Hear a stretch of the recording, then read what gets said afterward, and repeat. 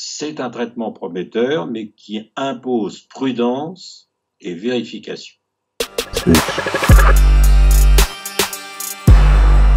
Alors, la chloroquine est un médicament ancien qui est un médicament actif contre le paludisme. Alors, on parle de cet antipaludique parce que l'équipe du professeur Didier Raoult à Marseille ont souhaité finalement utiliser des molécules anciennes pour voir si elles pouvaient avoir une action contre le coronavirus. Alors cet essai a eu lieu récemment et a porté sur 26 malades avec une comparaison à des gens qui ne recevaient rien et effectivement il existe une différence entre les deux groupes de malades. C'est efficace sur le coronavirus avec 500 mg de chloroquine par jour pendant 10 jours.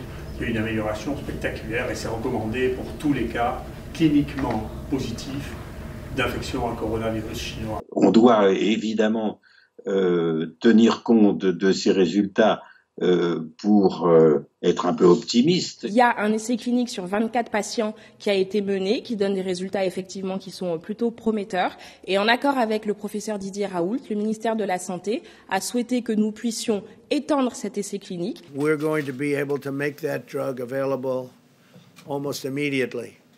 And I think it's going to be very exciting. I think it could be a game changer and maybe not. Il faut surtout rester très prudent, rester très critique, vérifier que cette première étude, qui comporte peu de malades, se confirme. D'autres études doivent avoir lieu avec, par conséquent, davantage de malades et pour objectif de vérifier que cette activité antivirale se confirme comme activité thérapeutique chez des malades qui seraient hospitalisés. Mais je voudrais mettre en garde tout le monde. On ne se précipite pas pour aller acheter de la chloroquine dans les pharmacies maintenant. Se ruer dans les pharmacies pour acheter de la chloroquine, c'est une très mauvaise idée. Tant que le médicament n'est pas considéré comme efficace, il est hors de question de l'utiliser.